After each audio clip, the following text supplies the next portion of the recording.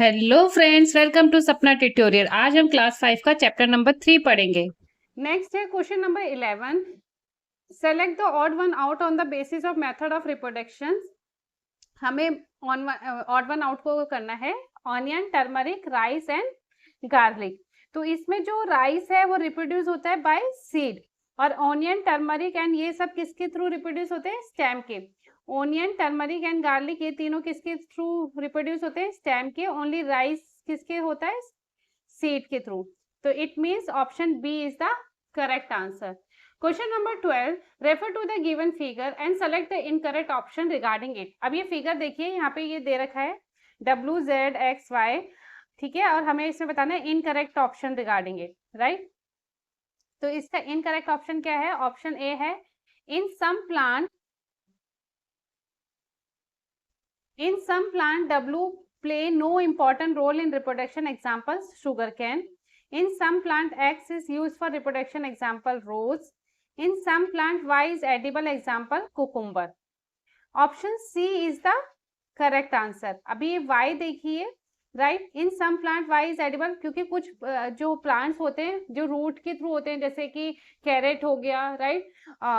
तो ये सब क्या होते हैं? हमारे एडिबल होते हैं, हम उनको खाते भी हैं। तो option C is the correct answer. Question number 13, read the given paragraph with the few blank and select the option that correctly fill in these blanks. तो ये fill in the blanks type दे रखा है हमें। Plant reproduce vegetative by different means. Plant like blank reproduce with the help of leaf, blank and blank reproduce by stem and blank reproduce by root. Some plants like mushroom reproduce by blank. तो ये हमें 4 options दिए हैं, हमें इसमें से guess करना है कि ये जो fill in the blanks है इसमें से कौन सा करेक्ट है। तो देखिए इसमें क्या करेक्ट है?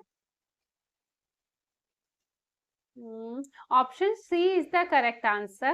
Plant reproduce vegetable by different means. Plant like biophyllum, BRYOPHYLLUM,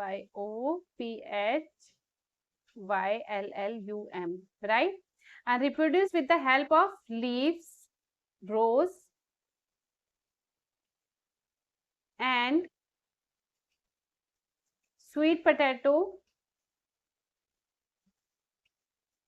reproduced by stem, and turnip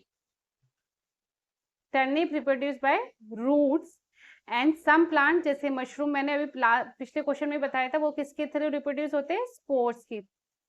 तो option C is the correct answer. Next है question number 14, refer to the given figure and select the correct option about the part X and Y seed. अब ये देखिए इसमें x और why they रखा है। X क्या है? ये हमारा देखिए एक्स यहाँ पे इधर ग्रो हो रहा है, इधर ये एक्स है हमारा प्लूमल, राइट, जो किसके थ्रू हो रहा है? ये शूट की तरह, दैट पोजेस कॉजेस, ठीक है। और वाई क्या है हमारा?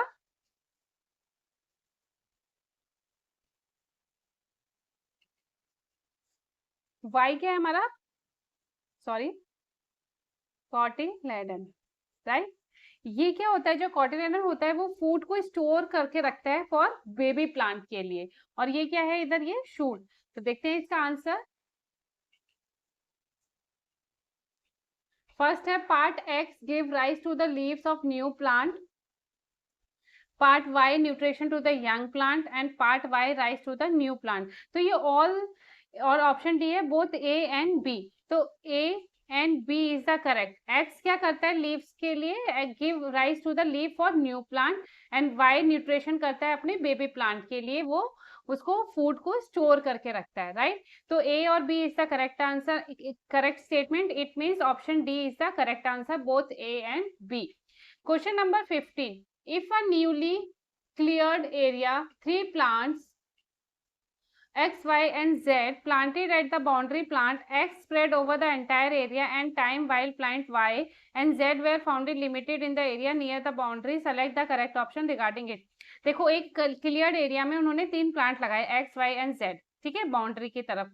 अब क्या हुआ था? जो X था वो चारों तरफ फैल गया था, उसने कवर कर लिया था पूरा एंटायर एरिया, ठीक है। विद द टाइम, थोड़े टाइम के बाद, और with y and z were found limited in the area near the boundary, select the correct option. और y और z भी ग्रो हो रहे थे, बट लेकिन वो x की जितना ग्रो नहीं हुआ था। तो हमें इसमें से बताना है कौन सा ऑप्शन करेक्ट होगा। Seed of plant X are dispersed by explosion. Seed of plant Y are dispersed by wind. Seed of plant Z are dispersed by animal and या none of these. तो इसका आंसर होगा हमारा none of this, because X जो था वो spread हो गया था, उसने एंटायर एरिया, तो so seed must be dispersed by wind और एनिमल होना चाहिए, right. And Y and Z B must be dispersed by explosion. जब एक्सप्लोशन होता है ना तो वो कम एरिया में, जैसे पेड़ का ये एक्सप्लोशन हुआ तो वो जब नीचे गिरेगा उसका सीड, तो वो थोड़ा कम एरिया में गिरेगा, तो वो इतनी जल्दी ग्रो नहीं हो पाएगा, राइट. तो इसलिए none of this is the correct answer. Next है achiever sections. Study the setup. Question number 60. Study the setup. Show below each test tube contain few bean seed placed on the cotton wool. Fiza wants to carry out this experiment to show the warmth of the sunlight is needed for germinations to take place. Which of two steps should be she use? अब देखिए ये एक dark box और यहाँ पे क्या हो रहा है, ये सनलाइट हो रहा है. 3 टेस्ट ट्यूब लिए उन्होंने. डैम्प कॉटन वॉल P में, Q में ड्राई कॉटन वॉल है, और R में क्या है, liquid to observe oxygen, and damp cotton wool W में है, and dry cotton wool X में है. तो आपको बताना है इसमें से कि कौन से उस टेस्ट ट्यूब में जो जर्मिनेशन प्रोसेस है 2 step should be use. P and W, R and W, Q and W and W and X. तो option A is the correct answer, P and W, because हमें germination के लिए पूरा वो चाहिए, सनलाइट, वाटर भी चाहिए, एयर भी चाहिए. तो यहाँ पे देखिए डैम्प कॉटन वॉल है और W में भी डैम्प कॉटन वॉल है, इट मीन, और सनलाइट भी आ रही है. इट मीन्स क्या है कि डैम्प कॉटन वॉल है तो पानी भी होगा उसमें, राइट. तो P and W is the correct answer. Next है question number 17. Read the given statement and select the option that correctly identify the incorrect ones. अभी हमें स्टेटमेंट पढ़ना है और बताना है कौन सा इसमें से इनकरेक्ट है, राइट. फर्स्ट है grass and rice plants have fibrous roots. Strawberry plant can be propagated with the help of its stem. And third है the seed of bean and pea plant are, third है the seed of bean and pea plant are monocots. Superphosphate is a pesticide that is used for killing pests. Grains are fumigated before storing to protect from the insect.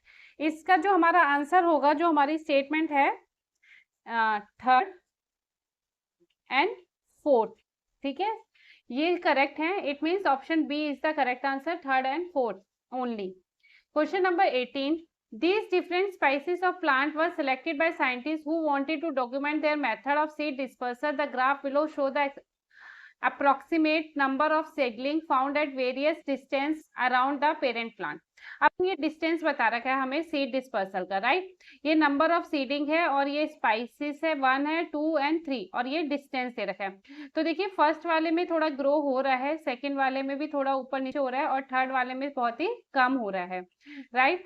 तो spices 1 क्या होगा इसका, जैसे ये ज्यादा हो रहा है तो ये किसके थ्रू होगा, विंड के थ्रू होगा डिस्पर्सल, राइट. सेकंड होगा ये एनिमल के थ्रू, एंड थर्ड होगा ये एक्सप्लोशन के थ्रू. जैसे मैंने अभी लास्ट में बताया था, जब एक्सप्लोशन होता है तो हमारा जो वो होता है वेरियस प्लांट्स ग्रो होने का वो कम हो जाता है. तो option C is the correct answer, wind, animal and explosion. Question number 19. The given figure. Question number 19. The given figure shows some of the stages in the agriculture practice. Arrange them in the correct sequence and select the correct option. अभी ये देखिए agriculture का वो बता रखा है, तो हमें इसको करेक्ट सिक्वेशन में करना है. तो फर्स्ट स्टेज क्या होता है एग्रीकल्चर के लिए, प्लगिंग द फील्ड. पहले क्या करते हैं, प्लग करते हैं, सीड को प्लग करते हैं. तो प्लग फर्स्ट ये है डी, राइट. इसको क्या बोलेंगे हम, plugging the field. After that उसके अंदर हम मेन्यू डालते हैं, खाद डालते हैं, फर्टिलाइज करते हैं फील्ड को. तो ये खाद वगैरह डाल रहे हैं, ये second option, right. D B हम यहाँ लिख लेते हैं, डी बी. थर्ड क्या है, उसके अंदर हम क्या करेंगे, उसको सोइंग द सीड, और फिर उसके अंदर पहले तो देखो खेत को जोतते हैं, राइट. फिर उसके अंदर क्या करते हैं, खाद वगैरह डालते हैं, फिर उसमें क्या डालते हैं, सीड डालते हैं. तो थर्ड नंबर है ये ई. आफ्टर दैट जब हमने सीड भी डाल दिया, फिर हम उसको क्या करेंगे, इरिगेशन करेंगे. राइट, उसमें पानी वगैरह भी डालेंगे क्रॉप्स के अंदर, तो ये क्या है 4th नंबर। एंड लास्ट में उसमें क्या डालेंगे, हम स्प्रे करेंगे पेस्टिसाइड्स, ताकि कुछ कीड़े वीड़े ना लगे, उसके अंदर दवाई भी डालते हैं। तो हमारा आंसर होगा D, B, E, A and C. D, B, E, देखिए अब वो कौन से ऑप्शन में है, option, it means option D is the correct answer. Last question of this chapter, question number 20. The given diagram show the life cycle of plant. अब ये जो डायग्राम है ये लाइफ साइकिल बता रहा है हमारे प्लांट की, right, stage Q, P, R, S and T। अब यहाँ पे हमें क्वेश्चन दिया है, which of the following statement are true regarding it? Sunlight is not needed for synthesis for food stage at Q. तो सनलाइट तो जरूरी है, स्टेज Q क्या है, राइट, तो ये क्या होगा हमारा ट्रू। ये स्टेटमेंट क्या है हमारी, true. Photosynthesis take place only at stage R and S. R और एस, देखिए यहाँ पे प्लांट ग्रो हो गया, ये इधर भी हो गया है, तो आर और एस को क्या चाहिए, सिर्फ क्या उसको जरूरत नहीं है, टेक प्लेस ओनली, नो, सबको फोटोसिंथेसिस चाहिए, तो ये क्या है स्टेटमेंट हमारी फॉल्स है। Stage P is not affected by what happen of stage T. P को अफेक्ट नहीं पड़ता है स्टेज टी पे क्या हो रहा है, राइट, तो ये भी क्या है, रॉन्ग है। The seed at stage P need air, water and warmth to reach stage Q, right? P stage को क्या चाहिए, एयर, वाटर और क्या कहते हैं वार्म चाहिए, ताकि तभी वो उसको पानी, खाद, सनलाइट सब मिलेगा, तभी वो थोड़ा ग्रो करेगा ना, तो ये स्टेटमेंट क्या है, ट्रू। इट मीन्स हमारा इसका आंसर क्या होगा, P एंड Q